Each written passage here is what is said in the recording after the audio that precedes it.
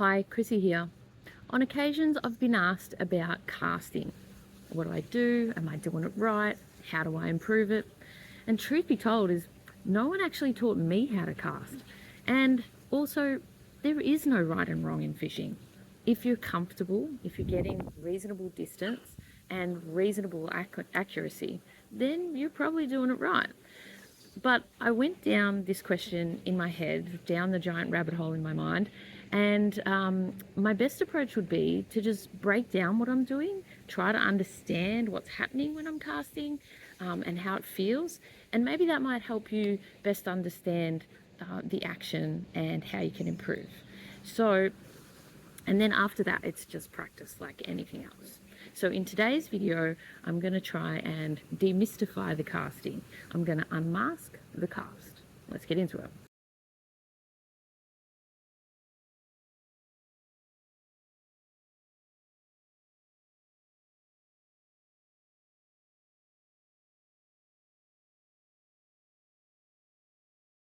The first thing I figured out was that my casting was quite different between casting with my bait rod and casting with my lure rod. And here's why. I'll start with the bait rod first.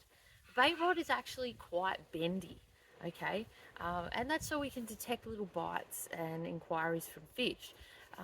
So we actually are using the properties of the rod to project our cast forward and to gain distance.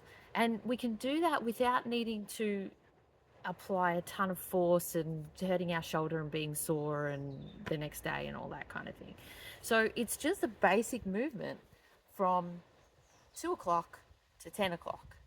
And what we're doing is we're holding the finger down, holding the line down with our finger, getting into that comfortable 2 o'clock position and gently lobbing it to 2 o'clock. And just as we get to 2 o'clock, we're going to release our finger. If we release it too soon, our lure's going to go, our rig is going to go straight up in the air, and it's probably going to take me out or someone around me.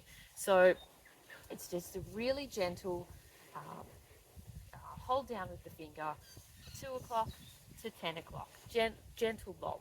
Okay, I'm using my dominant hand to hold that line down and hold around here where the reel is, and I'm using my non-dominant hand to support the bar.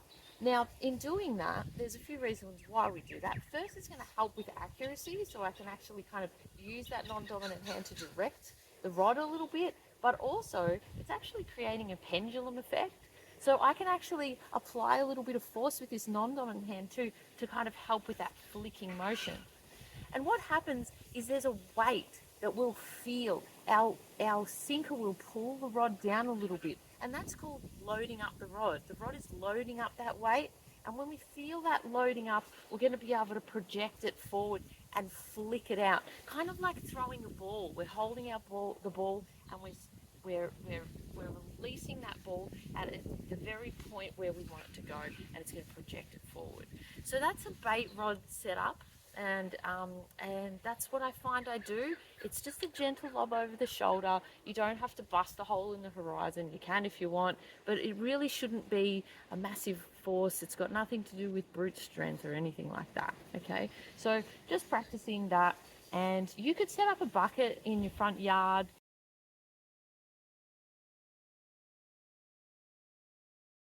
And aim for the bucket with a sinker on the end and practice. But really, just try and get, before you even get to the bucket, just try and get it forward, project it forward in front of you, and try and get distance. You can aim on accuracy, you can work on accuracy later. That's what I would suggest anyway. So the next rod I'm going to show you is my lure rod, and I figured out that my casting is quite different with lures, and so I had to decipher why that is. Well, the first thing, what I'm actually doing when I'm casting my lures is I'm actually casting sideways, and I'm doing a flick with my lower part of my arm and my wrist, kind of like when you roll up a tea towel and flick it out to hit someone. That's exactly what we're doing with this rod, and the reason why is because the properties are a little bit different. It's actually a lot stiffer, and it's got more it's got a little bit of bend and flex in the very tip. So I'm actually using my wrist to flick the lure out. And the reason why is because the lure is much lighter usually than a sinker. So I need distance, which means I need a little more speed. And what's happening is when I'm flicking, I'm suddenly stopping my wrist and I'm actually recoiling it slightly so that I can flick that lure forward. Why do I go sideways? Well, I don't have to go do the whole 10 o'clock, 2 o'clock. That's a long way to go. It's far more efficient for me to just flick it. Okay, it's far more efficient, and I don't need to draw it all the way back.